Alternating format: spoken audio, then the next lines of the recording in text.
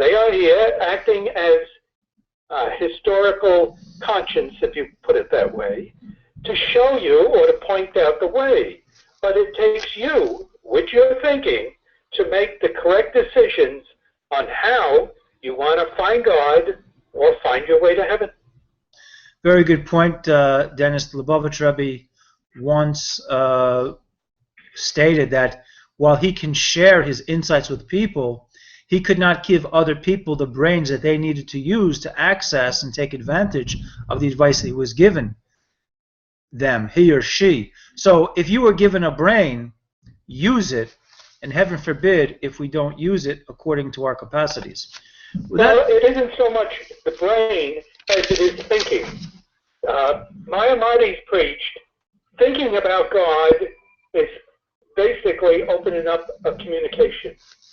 But you must open it up. So therefore, the more you think about God, the more you're going to use your brain.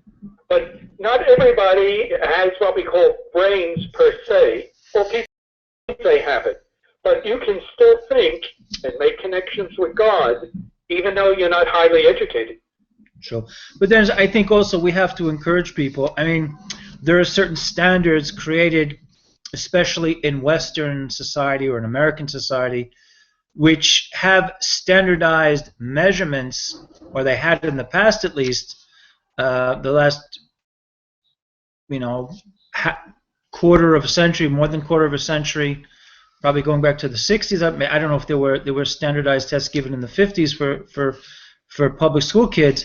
But now today we see that intellect has many ranges. There's many fields of intellect. So if a person is, say, not strong in, say, like math, but strong in English, or they're strong in the social sciences, but they're not strong in the more physical sciences like biology or physics, we don't call that person retarded. We just say that person has an aptitude in this area, multiple levels of intelligence, and I think that in order to ultimately have a flourishing society for any person born into, say, like this society, we have to encourage them to explore, within the context, of course, of a socially structured system like, say, a school setting, which is asking the schools a lot to become a lot more flexible than they used to be, and not just go upon the what I would call the normal standardized interpretations of how they do on standardized tests,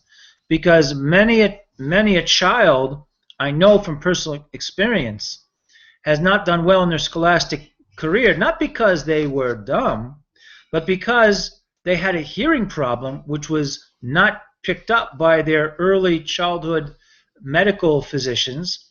They were stigmatized as being dumb, and later in life, when they had gotten their hearing aid for their ears, they already had suffered too much, trauma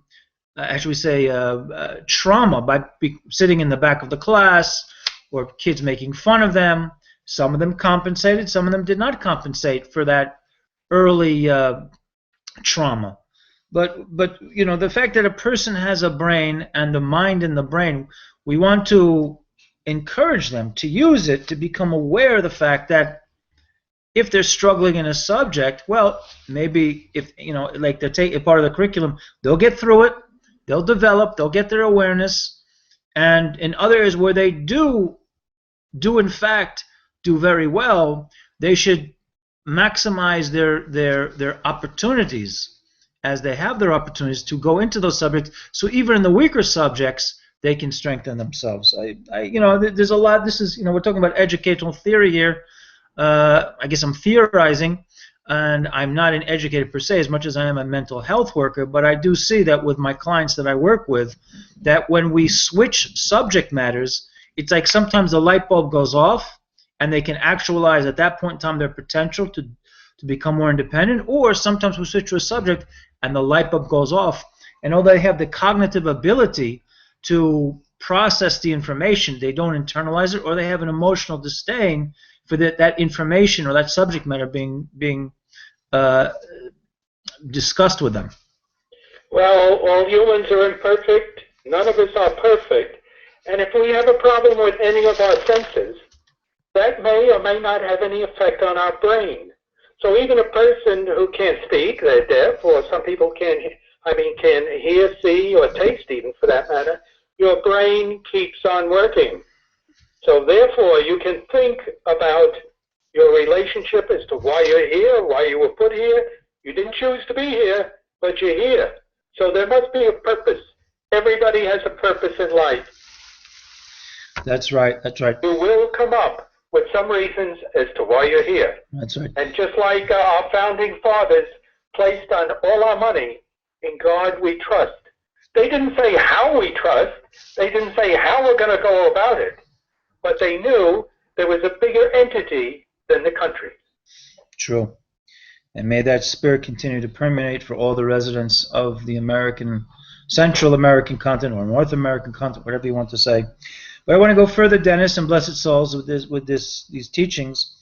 Now, in contrast to such consciousness as we just mentioned, the idea of a wise man or a wise woman who can foresee circumstances as they will be borne out with a pretty high rate of accuracy.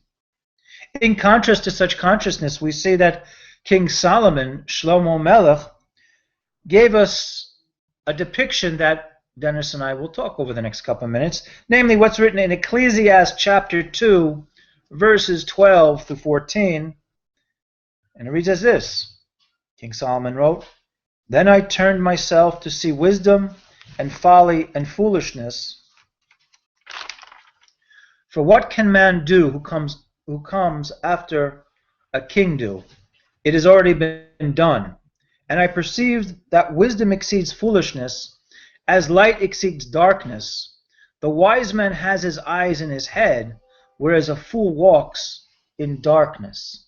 Dennis, any take on these teachings from King Solomon about contrasting the wise man to the fool and light in contrast to darkness? Well, let me turn this argument 90 degrees, and that is all humans must learn from their mistakes. If you don't learn from your mistakes, then what are you doing? What are you adding to your knowledge base? What are you figuring out as to what your future is going to be? Since we are imperfect, we make mistakes. But if you don't learn from your mistakes, you're being foolish. But if you do learn, you have a chance to be wise. So that's up to you and your intellect to make that distinction, because it's in your hands. I hear you, Dennis. And also I see a great encouragement here being offered us by King Solomon, that he contrasts, first of all, he says that a man can try to do whatever he can, but remember, if we go back to the stories or the historical description which were written down in the book of Kings about King Solomon lacked no physical pleasure in life, yet out of his accessing all these physical pleasures, in the end, he wrote such a book as Ecclesiastes to acknowledge that at the end of the day, what is truly of importance to a human being is they recognize their boundaries. I mean, as he exclaimed it there, you know, Hevel Havalim, how would we say Hevel? Vanities of vanities. All is vanities. Man was born to toil, but at the end of the day, it is the fear, the healthy fear of the Most High, which should be a value that we as human beings internalize into our lives, not to become deniers of pleasure. No, we are given that pleasure to heighten our senses, not to just drop down our boundaries or our safeguards, but to what we can have pleasure in, we can for the sake of sensitizing ourselves that as much as there is a physical pleasure, or there's an emotional pleasure, there's an intellectual pleasure that exists in life, there is a musical pleasure, there's an artistic pleasure. When we confuse those type of pleasures with service to the Creator and coming together with other human beings, this generates a greater pleasure within the depths of human consciousness, that we don't want any other pleasure except to try to find the means of connecting our physical, more tangible, even our more mundane pleasures to the service of the Creator. Now, as well, he mentions that the fool walks in darkness. Now, every person, if they make what we call a cheshbon nefesh, an accurate calculation of where they stand in this world, we're all a little bit foolish at times. Hopefully, we're wiser than we're foolish, but at times we all walk at a certain point in darkness. Even though at that particular time we might have a subjective perspective, we're walking in the light of Hashem. But what I mean by that, blessed souls, is that if we think at any one point we have internalized and grabbed all of the wisdom that exists to be grabbed, we are truly walking darkness to project out a false consciousness of, look at me, I am the light, and everyone else is in darkness. So there's various levels that King Solomon is alluding to. On the most simplest level, the wise man has his eyes in his head, while a fool walks in darkness. So I think we should be encouraged, blessed souls, and hopefully a little bit humbled to realize that, in fact, we may possess wisdom, but at times we should acknowledge that sometimes we're a little bit foolish because we don't have the 100% divine perception, which is only really in the realm of the Creator who spoke and the world came into being. Dennis, your take on these matters?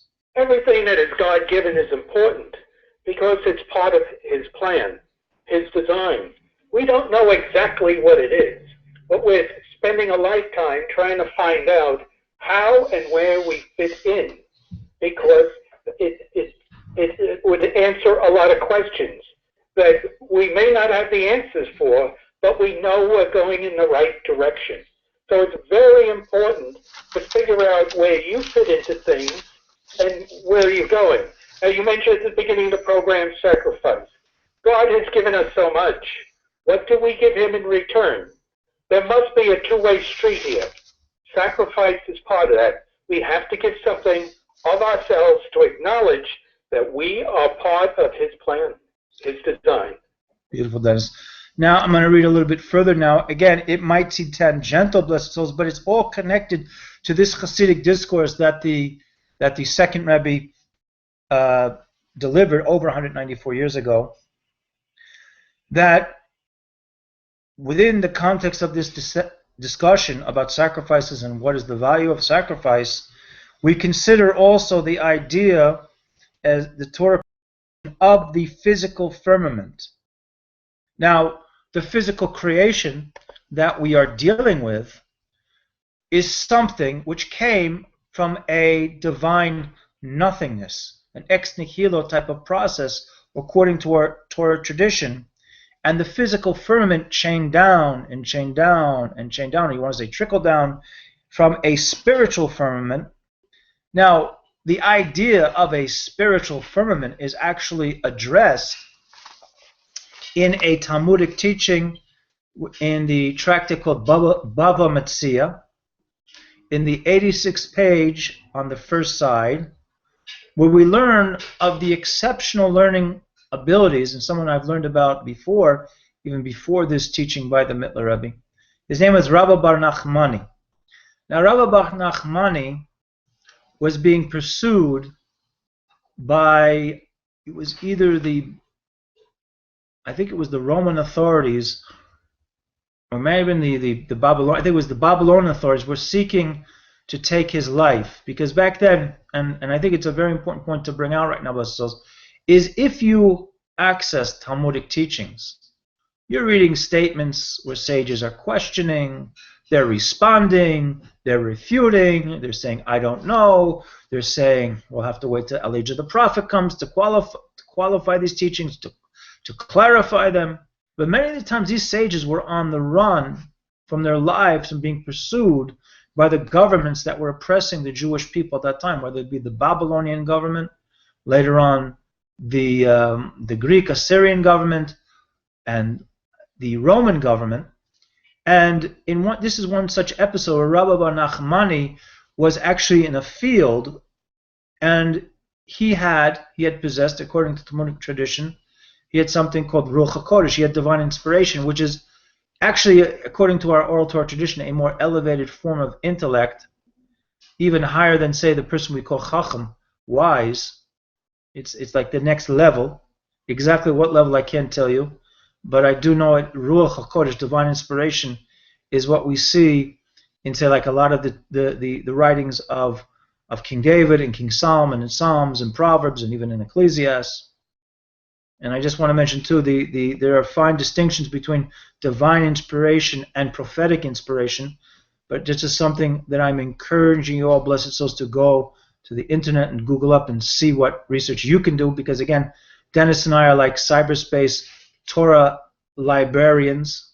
We're not the final authority in any of these matters. We're offering our views to help you and hopefully empower you, as you are already empowered by your divine image, to look deeper into these matters. So the last words Rabbi Bar Nachmani said was tahor, tahor, pure, pure, relating a certain issue in matters of purity and impurity. And it's brought down there in the Talmudic tractate above Metzia that there was and still is a heavenly academy, which is most of us, I know I haven't accessed it. It's called the Masifta Derakia, the heavenly academy, where people who have accessed that area from their Ruach HaKodesh or prophetic knowledge have become aware that there is learning going on by human souls after they've left this world, after, so to speak, their 120 years. And his teachings and his elucidations were very much appreciated in that heavenly abode. So I'm bringing this up, listeners, because first of all, it was brought down in that Hasidic discourse by the Mittler Rebbe, but also to show to you that, again, when we look at this physical world, I mean, this physical jacket that I'm wearing, you see the shirt and the microphone and my little kepala that I have on my head and the gray in my beard. It came from some place. Of course, I am directly the product of my mother and father and God who blessed them to, Baruch Hashem, thank God, to bring me into this world. But all forms of consciousness, all forms of light, all forms of energy, which gets contracted and becomes vitality, and it becomes subject to the divine will of the Creator that it morphs into from nothingness into somethingness, gives us the ability to talk about these things. We might not have 100% clarity on all of them, as I don't claim, but as I learn more about these ideas, I want to learn even more about them, hopefully share with you. You know, just as, say, like 500 years ago, let's say a person was talking about physics in say, Western Europe, they might have been put on trial for heresy. Maybe yes, maybe no. I mean, we know that Copernicus had problems. We know that scientific minds, until the last couple hundred years or 300 years so, they were always looking over their shoulder because their scientific discoveries could be in conflict with the reigning theological mindsets of those times. But thank God we have the blessing today that there is not a contradiction between scientific endeavor and divine instruction, Torah, scriptural teachings. And for those of you who embrace other spiritual systems, you know, if that's what you want, fine. But we just want to remind everyone that everything has to come back to a certain central root, which I don't think by me promoting that I'm being ethnocentric, because a good sizable portion of Torah teachings are connected to the existence of human beings even before there was the existence of nation states as we know it, nations, the 70 nations listed in the Bible and the Torah, and even the nation of Israel. Namely, we were all once the children of Noah, and we were all ultimately the children of Adam and Eve. Dennis, your take on these matters about how physicality is coming from a realm, excuse me, which is, we call spiritual or heavenly, but we shouldn't be, how should we say, we should not be intimidated by trying to connect the dots. And even if we can't connect the dots 100%, at least we're on a path of trying to seek a truth higher than our own subjective truth. If you are a seeker of truth, you are looking for trouble. You will find it. It will find you. There'll be many obstacles in your way. Mm-hmm. What is greater motivation than trying to find the truth? You should not be determined because you have a mind that can handle the truth. You must exercise it and seek the truth. Why? Because that's the only way you will get answers as to why we're here on earth, why we live in a non-spiritual world, and what is our connection to the spiritual world. You must seek the truth. Thank you, Dennis. And I think what empowers us to seek the truth, aside from the fact that we have a divine image at Tselem Elohim, is the fact we are all rooted. Every fiber, every molecule, every subatomic particle in this universe is rooted in the truth of God, whose truth is everlasting. So we're sort of like shavings of that truth in created form, and that's why it's hard for us. We get ambivalent, sometimes we get apathetic, sometimes we get lethargic, sometimes we get excited, sometimes we become euphoric, because sometimes God in his ultimate mercies, or Creator's ultimate mercies, allows us to get a little bit more than we previously glimpsed, and some of it really sinks in, not just on the right side or the left side or the back side of the brain, but here in the epicenter of our chest, our human heart, where we've learned already in all this, the programs we've done on in search of authentic ancient Torah, or other efforts like this now, that we have find that just checking the time here, that God resides in our heart. So we have the ability to seek the truth, and that's hopefully a matter of comfort for each and every human being. Dennis, we're closing out with about, let's see, we have about 7 minutes to go, so I'm going to read the last statement. I'll ask you to make it, to comment on it, and your concluding remarks. As well, we also want to point out, and this is again me gleaning from this Hasidic discourse, that there were an original 10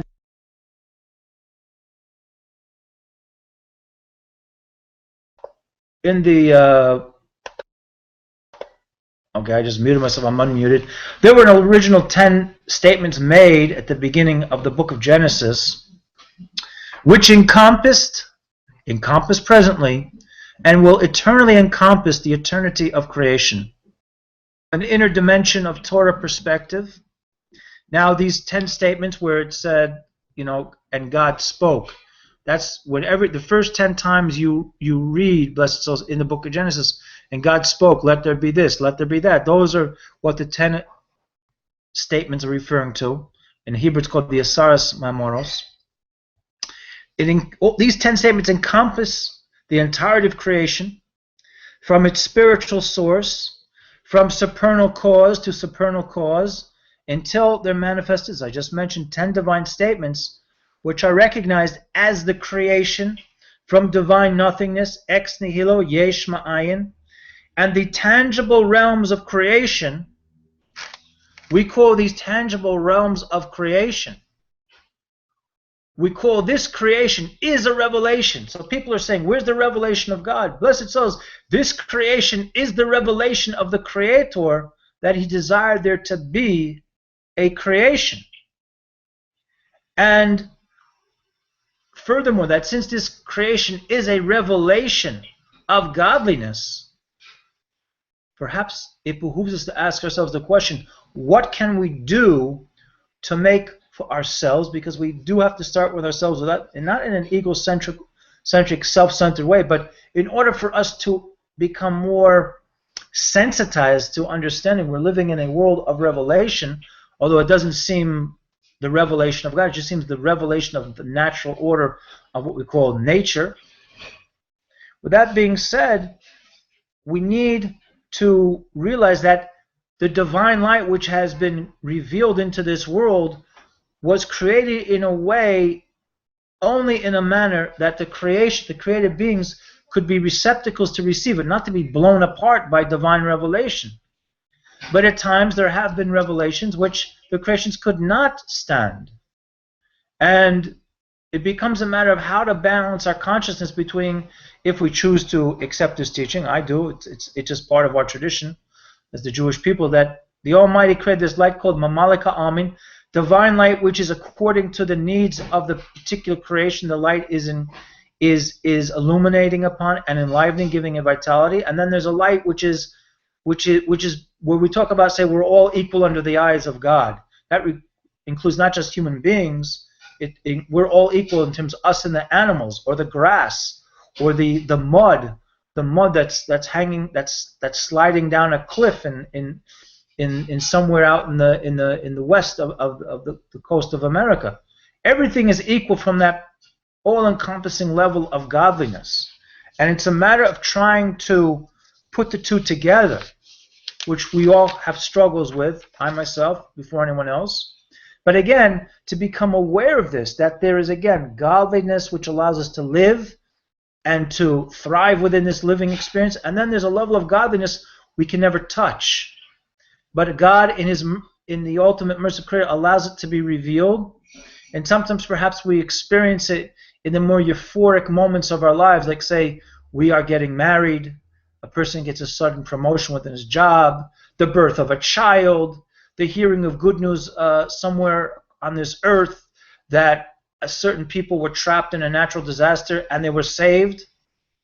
So we see that certain times, certain things manifest before our very eyes, but we don't consider the idea that there are, in fact, gradations of revelation, one that is relevant to our actual tangible existence and one that's beyond our existence, but somehow in Creator's mercies, He reveals it. But sometimes we're just not picking up on the signal. So the Torah is reminding us in this particular teaching by the Mittler Rebbe that we should stay sensitive constantly, that every moment is a revelation from Creator. Dennis, your take on these matters. Yes, let me reduce some of this stuff. And that is, do not be afraid. Think of God. Trust in your God-given brain, and something will come out of it. Thank you, Dennis. We have about a minute to go. Would you like to make any concluding remarks before we head on our way to work? You want a concluding remark, Don? Yes, sir, because we're less than 2 minutes till YouTube's going to shut us down. Or I chose that, but we'll be shut down within a minute. We must trust in our brain, what it comes down to, because what else do we have? We have our hands, we have our legs. We trust in them when we walk and we handle and do things.